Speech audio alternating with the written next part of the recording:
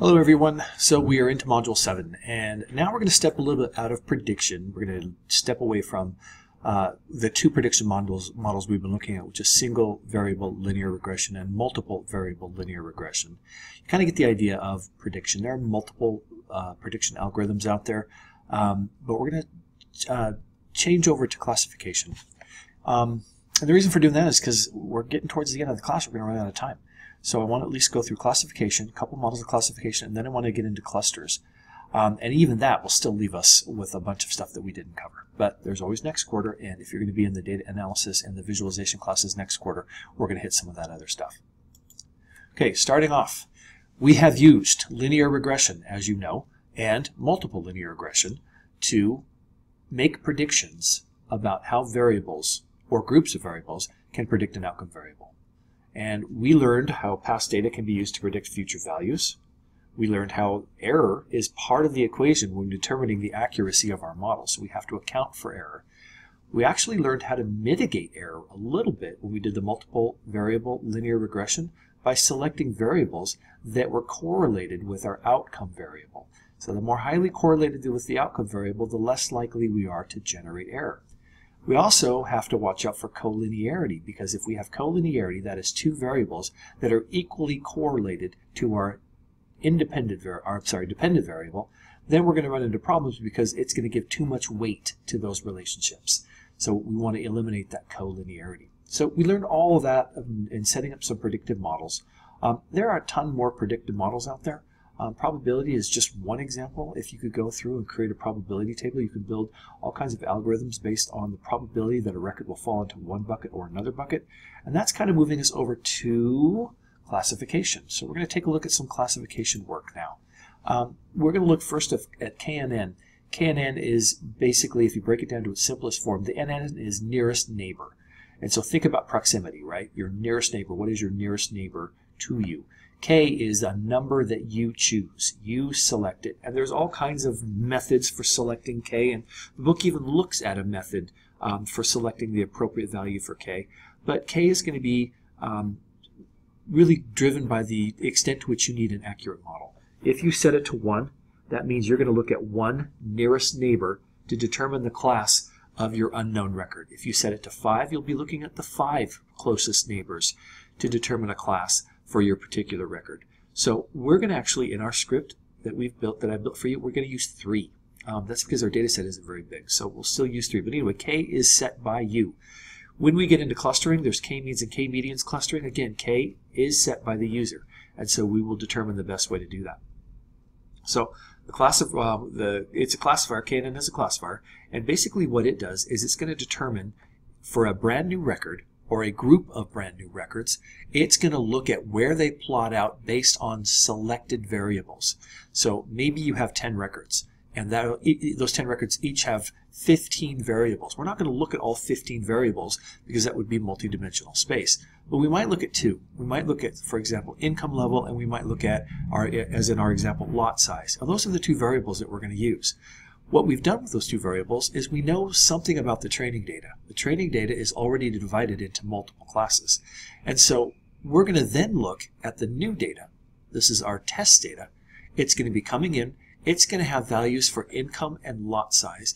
And we're going to compare the values for income and lot size to all of our training data.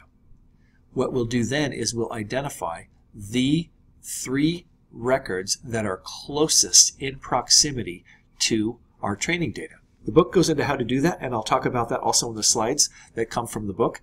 But basically, when we do that and compare it to our 3 closest neighbors, we decide whether it falls into Class A or Class B. In this case, it's owner or non-owner.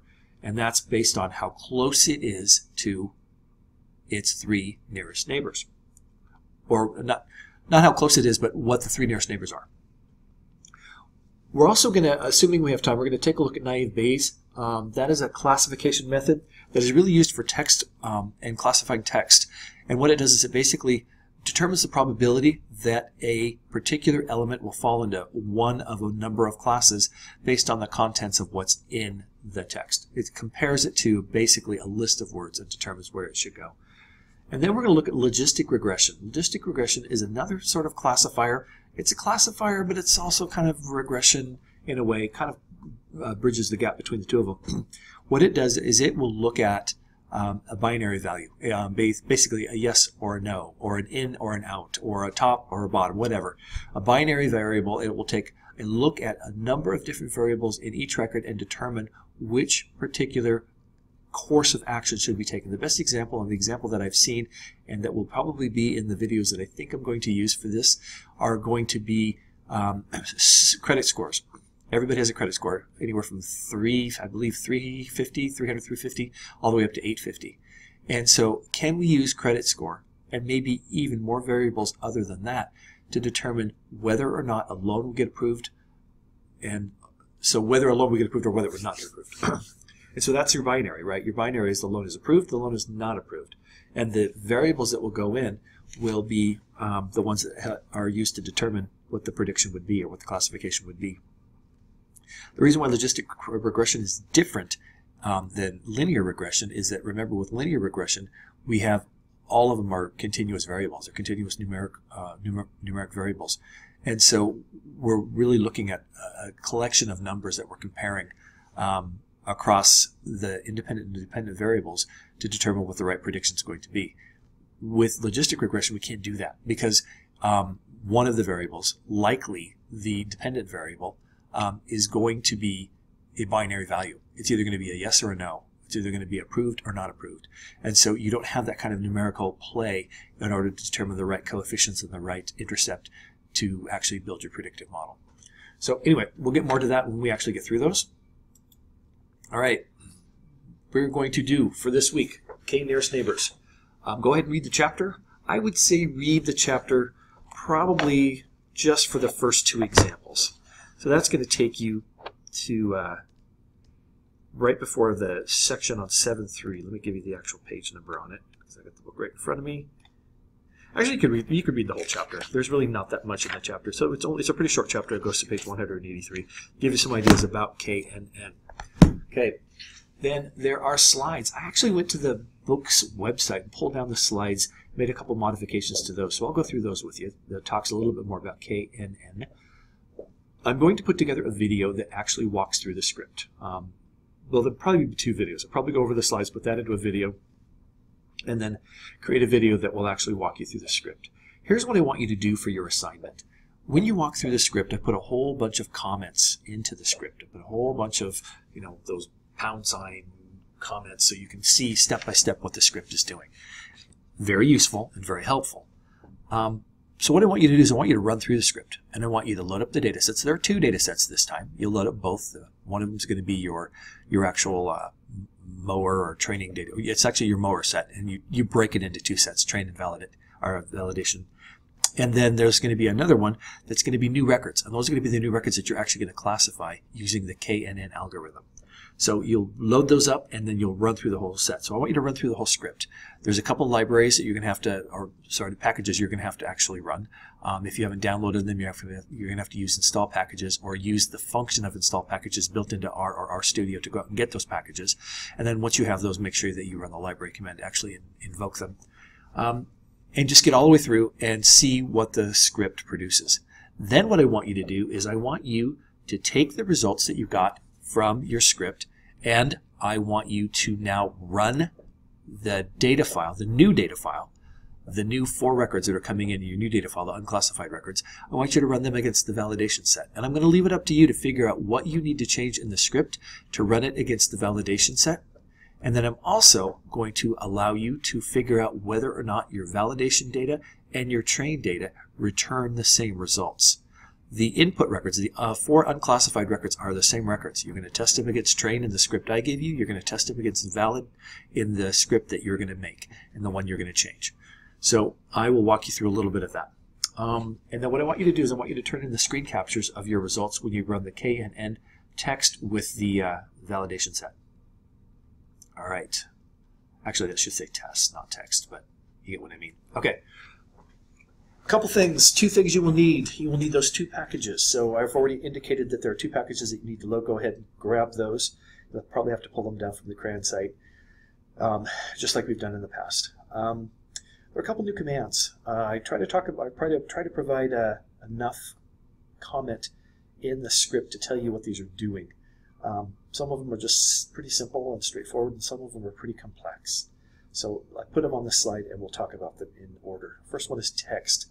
Text allows you to make modifications to an open scatter plot. In this case, it's an open scatter plot. But it allows you to sort of define what the labels are, make other modifications. There's a couple text commands in there, and you can take a look at those and see what they're doing. Legend does just what it says. It creates a legend, and you have to go in and decide what the elements are that you want in your legend. I'll go through these in much more detail when we actually go through the script. Preprocess is a lot more involved. What preprocess does is it takes a look at a data set. You specify the data set, and then you also specify what you want to do with the data set. And it creates a template. It creates sort of a kind of a template of sorts that says, I looked at your data set that you gave me, and you told me that you wanted to calculate z-scores. If everybody remembers what a z-score is from statistics, it's a way of basically taking a very varied data set, a widely varied data set, and reducing it down to values that range basically from -3 to +3, depending on how far the actual value is from the mean of the data set. Anyway, that's what we're doing with this preprocess, is we're creating that template. And that template is based on a data set that we give it. In this case, it's the trained data set. And so it just sets that template up. The next thing we're going to do is we're going to actually run another command that we haven't seen before. This was predict. What predict is going to do is it's going to apply the template we created in the preprocessing step to every data set that we specify, and it's going to basically convert it to z-score. So the reason why we're converting to z-score is because we have to make sure that all of the variables that we're comparing in k and n are on the same scale. And so by doing the z-score conversion, we are eliminating a lot of bias that would come in if we had widely varied values. With widely varied values, those that have the higher range are going to take on more weight, and it's going to throw your result off, and you may get misclassification. So what we do instead is we create the template using the preprocess step, and then we run that template against every data file that we need to run it against. That's going to be the train, the validation, even the new data file, so that when we actually make our predictions using the KNN classifier, we are comparing on the same scale. It's basically taking apples to oranges and making it apples to apples. So it makes it actually possible. All right, let's go ahead and work through the next parts of the module.